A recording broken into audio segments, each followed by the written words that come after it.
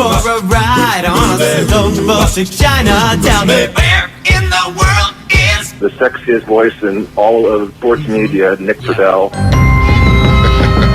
Nick has this rugged masculinity that all of us at ESPN are jealous of.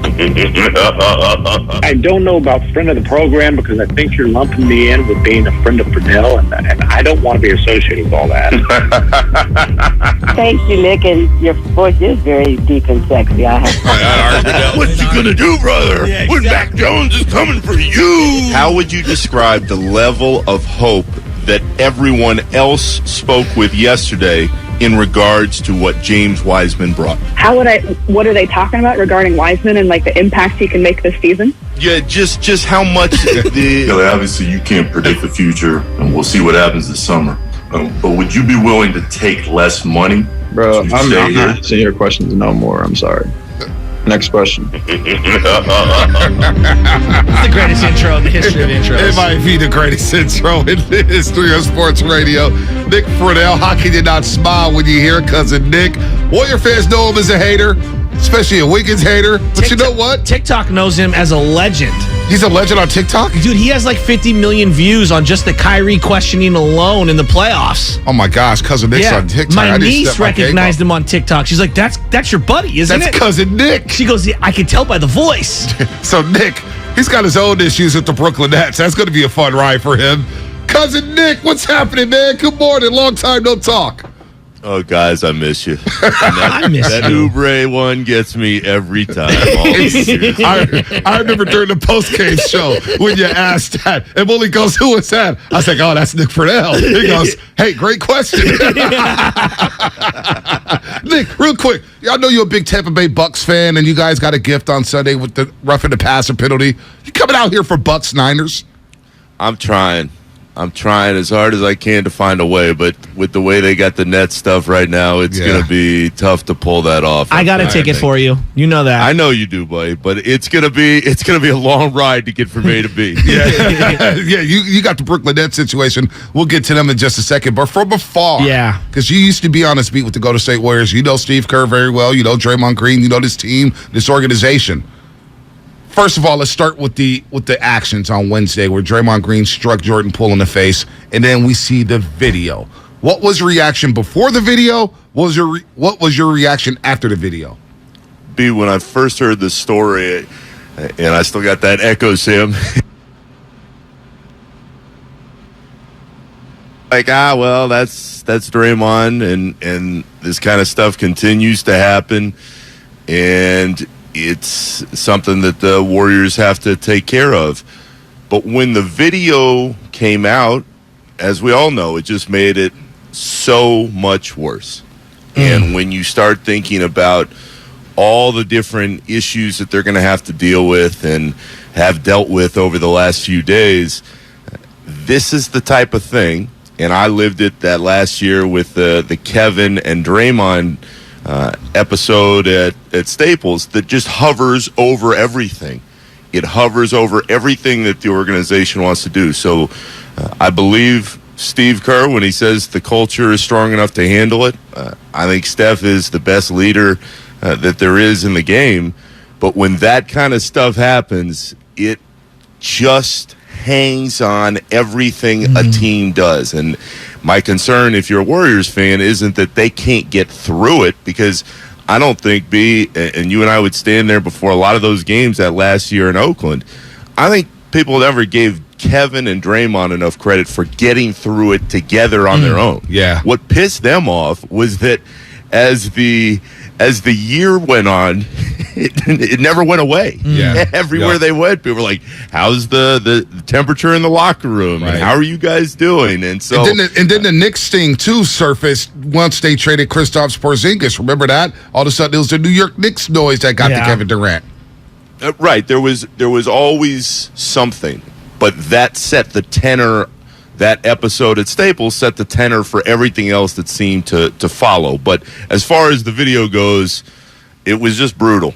It was brutal. And I know, having been there when Jordan got there, how much respect he has for Draymond. And I know how much love there is for Draymond and respect in that locker room. But after all these years, there's really no doubt, guys. If you're choosing a side, you are choosing to go with Poole moving forward because he's younger. He helped you win a title. The hope is that he can help you win a couple more. And for all that Draymond has done, I think the players and Steve have said it best the last few days. He broke the trust, and I don't know if you can regain it all the way again, given how brutal it was to watch that video. So last night, Steve Kerr comes out and says that there's going to be a fine, but no quote-unquote suspension. How do you feel about that as someone who has covered this team for quite some time? And what do you think the temperature is of that locker room? Do you think that's unanimous in terms of support, or do you think that there might be some differing of opinions? Joe, I think the key is, what does Steph think? And I know Steve talked about Looney, and I'm sure Andre behind the scenes has done plenty because he is so respected as a voice in the room. But all along in the last week or so, I've thought the same thing. You do exactly what Steph says. You allow him to take the tone and tenor of what's going on in there, and you follow his lead. And there is nobody from top to bottom in that organization who sets the tone more than Steph Curry does. So was I surprised he wasn't suspended?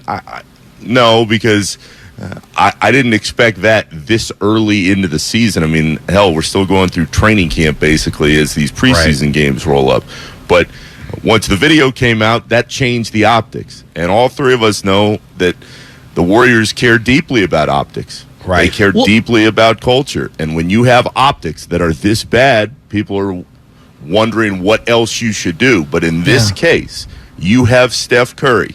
And Steph Curry is universally beloved. Not just I cannot stress enough how much respect he has earned for the organization in that room by carrying himself the way that he does. So Bob Myers, Steve Kerr, Joe Lacob, they have to take their cues from Steph. And in this case, if Steph is all right and Jordan Poole seems all right with the fact that Draymond's not getting suspended, then okay, let's roll with it and start the year. You referenced earlier about the Draymond Green, Kevin Durant, and how that kind of wore on everyone. And to their credit, they found a way to, I guess, ride the storm out, right? And they didn't win it all, but damn, they got pretty damn close. Does it even matter? When you're inside, when you're walking with them and you're seeing them in the locker room every single day like you did for so long, does it even matter what the fans think or what other NBA players think? Or is this all about what they think inside that locker room? Joe, I think a huge part of it is what the players and the coaches think in the locker room, but I think we're all kidding ourselves if you don't think that plays some sort of role. Yeah. The media, especially on social media, and specific to Kevin, I mean, we all know Kevin is active on social media. He's discussed it. No doubt. Like that part, when he's looking at it every day saying, oh man, what's Draymond gonna say that's gonna piss you off next? I'm not saying it had an impact on him every single day, but when you're looking at it, and then when you're being asked about it in these different cities, I think it wore on everybody, not just Kevin and Draymond. And that, to me, guys, that's the real question. Draymond has always owned up when he's screwed up, and he knows he crossed the line in a major way here. I believe, at least knowing the framework of that relationship, that Draymond and Jordan Poole can get through it. Right. What I'm curious about, having lived that season a few years ago, is how everybody else deals with it. So while the room may be okay, Joe, to your point, and over time everything may get smoothed out internally, the question to me is, okay, what happens in February in San Antonio when somebody asks Draymond how the mood of the group is, or somebody brings up with Jordan Poole, well, what happened in training camp where you got punched in the face? I think that type of stuff happens way more than we know about because it doesn't get out, and that's why I know that there are so many people in the organization who are still so pissed off, including Steve Kerr, who said it publicly, that the video leaked in the way that it did. Because, guys, I covered Nico Mirotic and Bobby Portis in Chicago. Oh, you were around that team? Oh, wow. And when that happened, I mean, he not only did Bobby knock out Nico, he sent him to the hospital. I mean, he sent him out the country. It was brutal. But that type of stuff, to think that it doesn't happen, I mean, it does happen. It's just in the manner in which it gets handled. I mean, just for that in context, Mirotic and Portis had never played better together once Nico came back on the floor. They didn't speak once they got off the court. And that happened all the way through the year until Mirotic got traded. So, wow. It's all the stuff that kind of builds up through time. But if I were betting on any culture to survive this type of episode, I would put my money on the Golden State Warriors. Well, cousin Nick Friedell here on the Morning Rush on 95.7 The Game. What an excellent point there as you are listening to 95.7 The Game, kgmz-fm and HD1 San Francisco, always live on the free Odyssey app. Download the Odyssey app and favorite 95.7 The Game for the best and most up-to-date sports coverage. And do not forget that you can also watch us every single day on our YouTube and Twitch streams. Just log on and search 95.7 The Game. Nick, a lot has been made with the Golden State Warriors about the contracts. Jordan Poole is due for an extension. He has a deadline on October 17th to sign a new deal. Wiggins will be a free agent, your favorite Golden State Warrior, after the season. And, of course, Draymond Green has a player option for $27 million. Do you think this impacts anything long-term for Draymond Green on how the Warriors view him long-term? I don't think so, B, because, again, this goes back to the optics. And Draymond is going to get a statue outside Chase. We all agree on that, and has been an incredibly large part of everything the team has done. But when you're trying to move forward and you're trying to figure out who you want to invest in moving forward as a group, in that list, for as important as Draymond has been, Poole's going to get his money. Wiggins earned his money, whatever he wants. I mean, he was the second best player on the title team in the playoffs. And then with Draymond, this doesn't help his cause by any stretch. But if you're the Warriors, even before the punch, I don't know how you could feel that confident in giving Draymond either mega money or years, just because we all had started to see the decrease in his play, just from a basketball standpoint. He is so crucial to what they do. But when you see the drop-off, and he was awesome to start last season, then he got hurt, and he had times when he looked really good, but there were times, certainly in the playoffs, where he just wasn't the same player. So to me, even before this, the pecking order as far as the contracts go is pretty clear. And after the incident, it doesn't change much. It only changes any Warriors fan who's saying, Draymond, the organization can go back and say, hey, look what happened. It'll be easier if and when that divorce actually comes to fruition. NBA insider, ESPN legend, also 95.7 The Game contributor Nick Friedell with us, the homie. Nick, am I in the bubble here? Because, I'm a Warrior fan. I've been here my whole life. I love the Warriors, and I'm saying I take a step back and I go, Bob Myers, Steve Kerr, Steph Curry.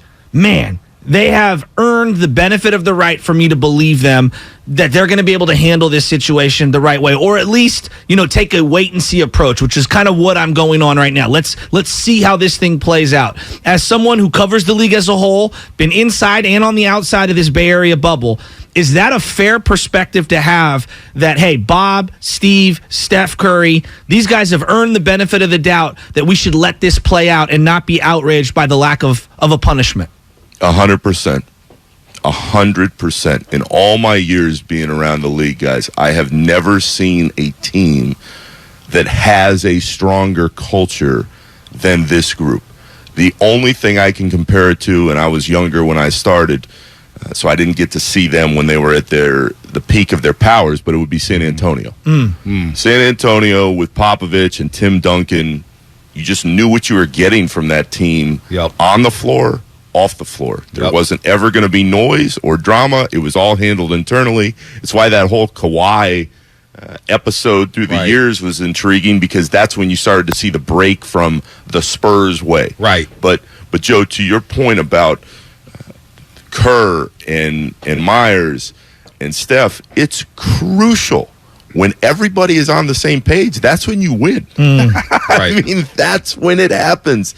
And the camaraderie is there. And I don't think Steve Kerr has ever gotten the credit he deserves for a moment like last night. I mean, in the way in which Kerr controls the narrative for his team is the best I've ever seen in that role. The way that Bob Myers maintains the relationships with his players and is around and available is one of the very best in the league. And then, again, I cannot hammer this point home enough. Steph Curry is just the best leader to me that I've seen in the NBA.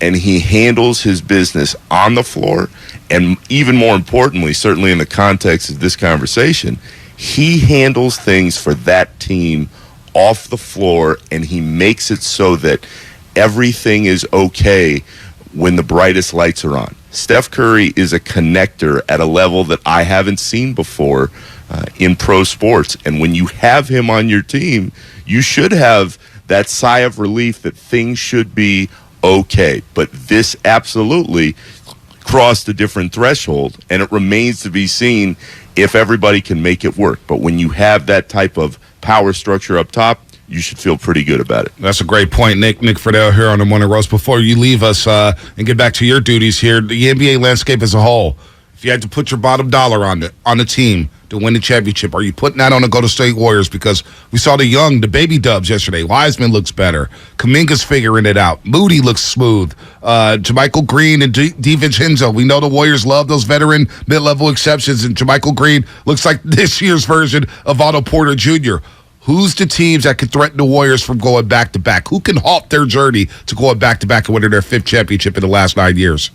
Well, B, this certainly isn't like a year ago at this time when you guys were asking me if I thought the Warriors could win a title. And I was like, what? Yeah. Well, we didn't even ask that. We said, can they be a top 4 seed?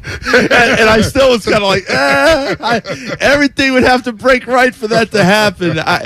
I think they got a hell of a team, and I don't think it's an oversell to continue to discuss just how much this is going to impact what happens. But they have the pieces in place, and I've always believed, guys, that Klay can be even better, and that certainly is what you're hearing internally, is that they feel like a year removed, Klay's going to find even more of a rhythm. Having said that, if it's my last dollar to start the season, the team I'm actually betting on to win it all, and I believe if they had been healthy, they probably would have been there last year, is the Milwaukee Bucks. Yep. The Bucks have the length, they have the defense, and Giannis is just an incredible player. But that series, if that comes to be, and it's the Warriors and the Bucks in 8-9 months, whatever it is, it would be awesome if everybody's healthy, because I think they go at each other in a lot of different ways. And just to see Steph and Giannis on that stage at that level would be pretty cool. Nick. But that's the team to me that I think at least odds on right now. Nick, I love you. I love that you play this role where you just have to come on and pick someone else. I love that you're committed to the Not only bet. that, no, he just ticked off Warrior fans. I know. But he also ticked off Brooklyn Nets fans, because this will be circulated all over YouTube. So Brooklyn Nets fans going to say, wow, he's really picking against Kevin Durant and Kyrie Irving and Ben Simmons. What about the Brooklyn Nets, Nick? I mean, geez Louise. Oh, B, if I've learned anything, and truly, like I learned it with the Bulls all those years, but certainly with the Warriors, in order to win titles, we're not talking about winning a playoff series or two, you have camaraderie within the group. And that's why I've seen Steph do unbelievable things, and I know what he does off the floor. It's why I will always be a believer in him as everything that he appears to be in a basketball sense. But the Nets just don't have that. Yeah. Hey, Nick, we're up against it. They don't have that buy-in on every level, and the only thing that can cure it is winning. It's the same thing that's going to fix whatever's ailing the Warriors right now with the Draymond situation. You got to win, and you got to win early. And specific to the Nets, guys, when you look at their schedule, especially in November, they have a ton of road games. that is going to be a rough ride early on for a team that hasn't played well or hasn't played it all together in this stretch. Well, at least you and Kyrie are best friends now, so that's good. You're making progress. That You're making what progress. A turn of events. You're making progress. Easy buddy sniper. I'm trying to ask a question that first day at media day, and he's like, "Hey, man, you and me, we're going to be best friends." And I'm like, "Kyrie, I already thought we were best friends." And he's like, "No, man, you think we're best friends now." He's like, "Wait till the end of the season. We're going to hug." But the best part, guys, is that the other night after that first preseason game, I'm walking out of the press conference room, and he was coming out of a different door, and we, walk out together. And he looks at me, and he's dead serious, and he's like, "Hey, man, you need a ride home?" And I'm like, No, I'm good. He's like, no, seriously, you need a ride home? And the guys that were walking out with him, his friends, they were just cracking up. So the Buddy Cop movie, I hope we can make it happen here at some point. Nick, we got to go. I love you. We're up against the break. Michelle misses you. I'll see you against Tampa Bay. Yeah. I love you guys, and I'll talk to you soon. Cousin Nick, can't wait to see you back in the Bay. Continue the great job at ESPN. Cousin Nick Friedell, ESPN Insider, covering the Nets. Kyrie Irving, how about that?